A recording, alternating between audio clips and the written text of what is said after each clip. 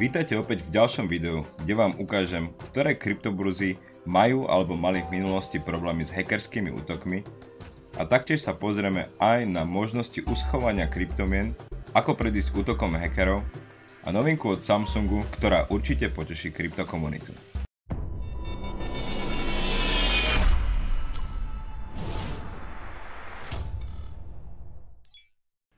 Na začiatok vám musím povedať jednu veľmi dôležitú správu. Vaše krypto nikdy nebude v bezpečí, ak ho budete držať na klasickej centralizovanej burze, keďže nemáte nad nej moc, ale iba prístup k nemu.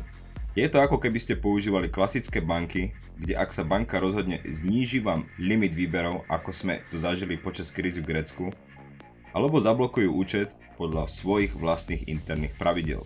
Ďalšia veľmi dôležitá informácia je, že ak burza, ktorú používate, nebola nikdy hacknutá, to neznamená, že je bezpečná.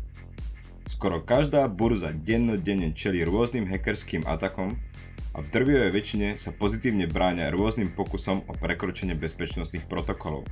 To však neznamená, že sa to niekedy nepodarí. V posledných pár týždňoch sme zažili veľmi burlivé obdobie, čo sa týka problémov centralizovaných burz. A na vašu požiadavku som sa vám rozhodol priniesť trochu svetla a detailov, čo sa vlastne stalo a čo robiť. Prvú burzu, na ktorú si posvietime, je samozrejme najväčšia kanadská kryptoburza Quadriga CX. $190 miliónov v krypte stratené, respektíve nedostupné tejto burze a je zákazníkom kvôli záhadnej smrti zakladateľa tejto burzy počas charitatívnej cesty v Indii. Gerald Cotten bol jediný človek, ktorý mal prístup k externým peňaženkám tejto burzy, kde bolo uložené 26 500 bitcoinov, 11 000 bitcoin cash, 11 000 bitcoin cash Satoshi Vision, 35 000 bitcoin gold, skoro 200 000 litecoinov a okolo 430 000 etheria. Je alarmujúce a veľmi podozrivé, že ku kryptorezervám svojich zákazníkov mal prístup iba jeden jediný človek, čo je v kryptosvete neslýchané a veľmi podozrivé. 115 000 používateľom tejto burzy ostalo len oči pre plač a určite to spôsobilo aj antireklamu všetkým centralizovaným burzám. Podľa niektorých informácií, jeden zákazník tejto burzy mal zhruba 70 miliónov kanadských dolarov, čiže okolo 53 miliónov amerických dolarov uložených práve na tejto burze, čo by som nazval vrchol nezodpovednosti.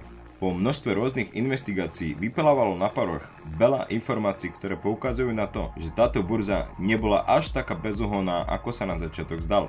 Neobvyklé zdĺhavé výbery z tejto burzy boli prvým varovným signálom. Podľa niektorých detektívov Quadriga CX umožňovala výber svojim užívateľom až vtedy, keď noví používatelia vložili bitcoiny na túto burzu. Záhadné problémy likvidity a neschopnosť potvrdiť, že Quadriga aj naozaj vlastnila krypto, o ktorom hovoria, že stratila prístup po smrti zakladateľa. Táto burza nikdy nezverejnila svoje peňaženky, ako to robia napríklad Bitfinex, Bittrex, Bitstamp, Huobi či Binance. Čo je prakticky dôkaz o tom, že majú svoje krypto uschované a v akom množstve a tým poukazujú na svoju dôveryhodnosť. Taktiež som našiel informácie o tom, že Litecoin peňaženky zaznamenali pohyby oboma smermi, či už depozit alebo výber, po smrti zakladateľa burzy, čo je taktiež veľmi podozrivé. Spoluzakladateľ Quadrigy CX, Michael Patrin, používa falošné meno. Jeho skutočným menom je Omar Danani, ktorý bol odsúdený za podvody prevádzkujúci online trh s krádežami identity v Spojených štátoch a bol prepustený v roku 2007. Dokonca aj smrť zakladateľa Geralda Cottena vyvolala veľa otáznikov. Vynorili sa špekulácie o tom, že bol zabitý jeho biznis partnermi alebo nafilmoval vlastnú smrť a nechal si vytvoriť úmrtný list v Indii. Dokonca aj detaily smrti sú kontroverzné. Cotten vraj zomrel po komplikáciách spôsobených Crohnovou chorobou. Iba 1,6% ľudí postihnutých touto chorobou ročne zomiera. A smrť vo veľmi mladom veku 30 rokov je veľmi zriedkavá. Cottenové pozostatky boli spálené a popol bol vysypaný do rieky v Indii. Osobne by som očakával prevoz späť do krajiny s riadnym pohrebom, ako sa na človeka s veľkým imaním patrí. Príliš veľa podozrivých okolností a otáznikov. A ako čerešnička na torte Cotten napísal svoju záveť 12 dní pred smrťou. Všetko, čo vlastnil, včetne domu, pozemkov a ďalších informácií bolo uvedené v záveti Ale ako si zabudol spomenúť privátne kľúče k peňaženkám, kde je $190 miliónov v krypte, ako ktorým mal ako jediný prístup. A ešte jedna pikoška, Quadriga CX oznámila jeho smrť až mesiac po jeho úmrtí, takže zámerne držala túto informáciu v tajnosti pred verejnosťou, čo je ďalší varovný signál. Quadriga CX patrí pod Crypto Capital, ktorý zahŕňa aj Bitfinex, CEX.io a Exmo. Všetky tieto burzy mali problémy s výbermi v poslednej dobe. Dokonca v deň ohlásenia smrti Crypto Capital vymazal Bitfinex z ich webovej stránky, čo je ďalší podozrivý krok a hlavne jeho načasovanie. Bitfinex má povesť priťahovať problémy, ale aspoň zverejňujú adresy svojich peňaženiek, takže problém s insolventnosťou by tu nemal byť. Osobne sa ale Bitfinexu držím ďalej. Problémy Quadrigy našťastie nemali taký katastrofický dopad na krypto ako napríklad Mt. Gox. Ľudia si taktiež zvykli na to, že občas je nejaká burza napadnutá, ale to je prípad z drvivej väčšiny iba menších burz a Quadriga je, respektíve bola najväčšou v Kanade. A zda jedinou pozitívnou správou čisto technického pohľadu na situáciu je to, že všetky krypta na týchto peňaženkách sú s vysokou pravdepodobnosťou navždy stratené, čím sa nám znížil supply, respektíve množstvo krypta, ktoré do obehu už nikdy nevstúpi. Je to ako keby sme spálili krypto v hodnote $190 miliónov, čo je ďalší dôvod, ktorý bude tlačiť ceny krypta nahor. Ako som už spomínal, ľudia budú strácať privátne kľúče, alebo si ich budú brať do hrobu, čo ich prakticky vyradí z obehu, zníži množstvo krypta v obehu a tým zvýši cenu.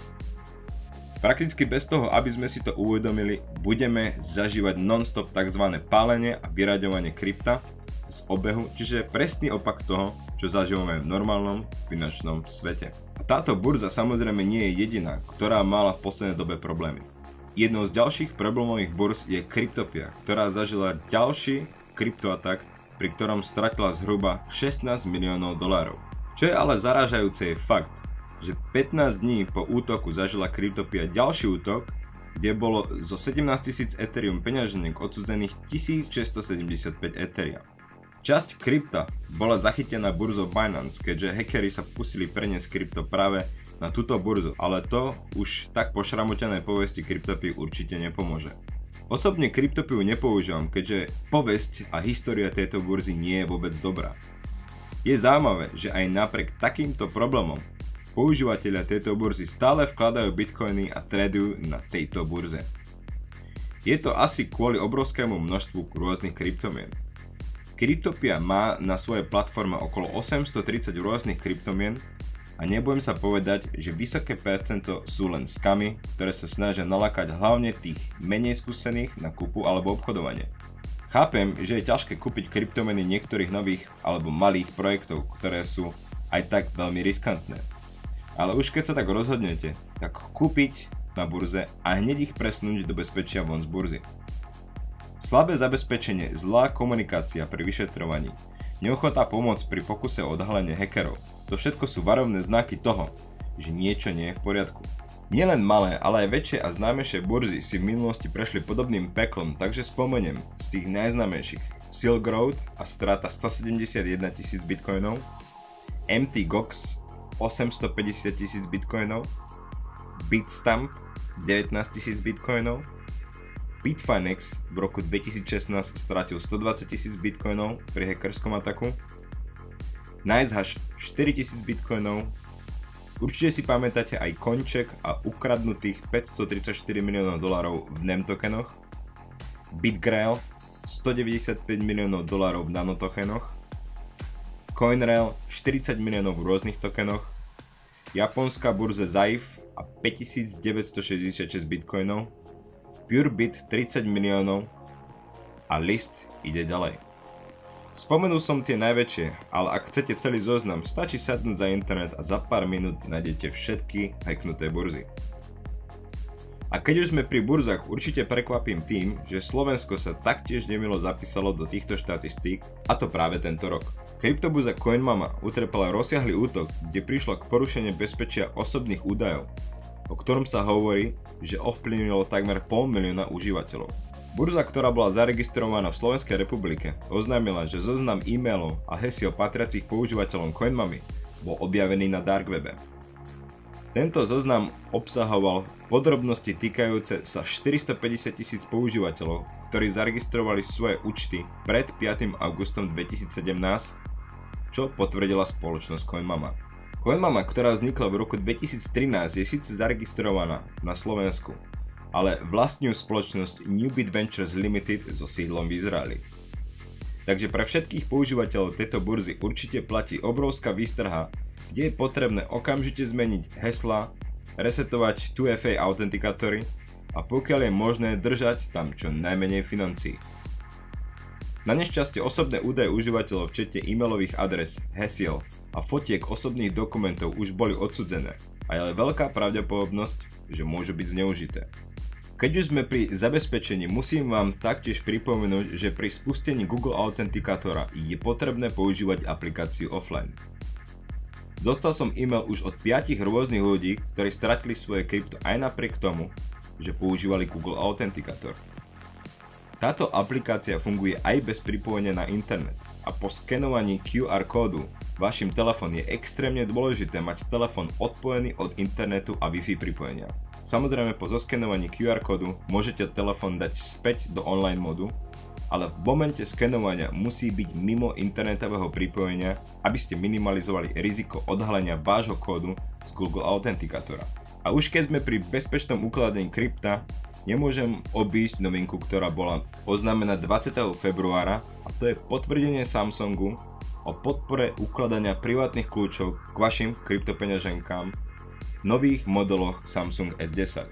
Detaily sú stále zahalené rúškom tajomstva, ale vyzerá to tak, že to nebudú priamo peňaženky, ale privátne kľúče k peňaženkám, ktoré bude možno vraj bezpečne uložiť v nových telefónoch S10.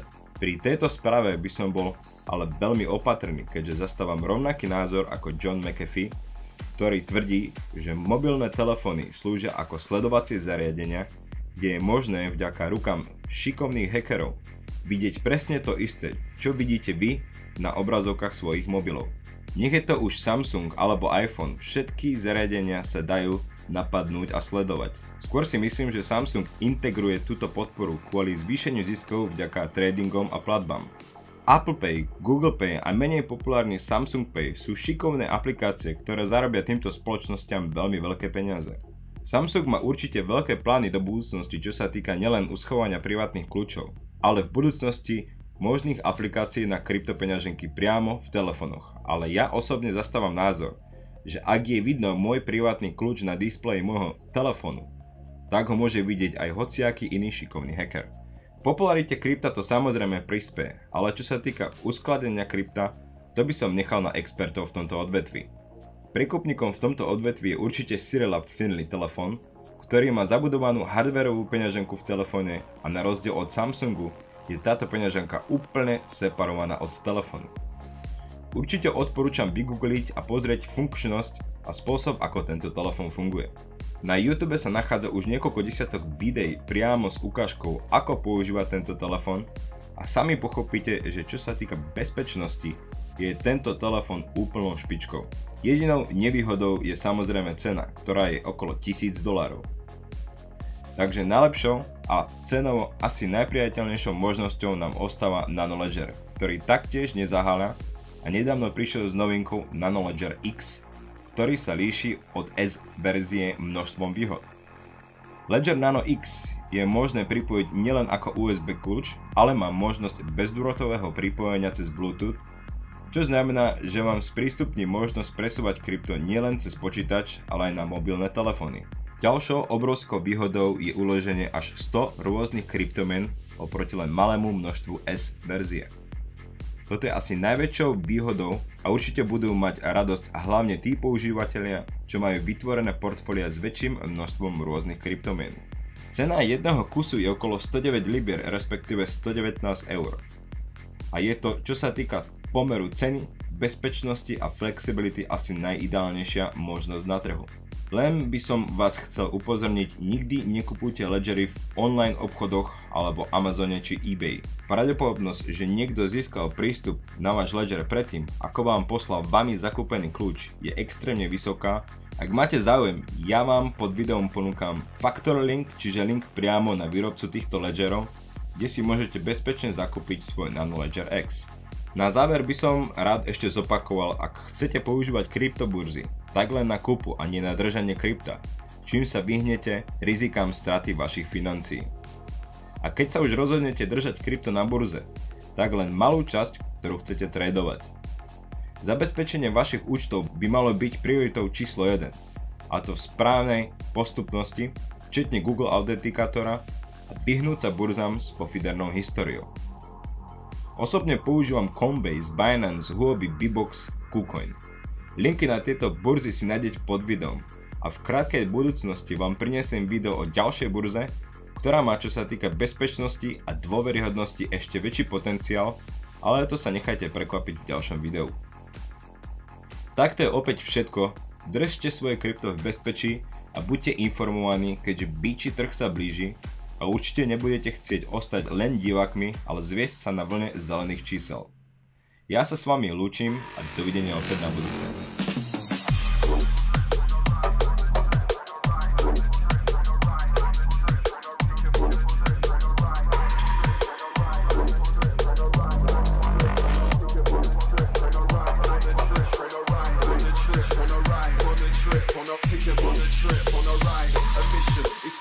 Minus 10, now are you ready for ignition? Listen.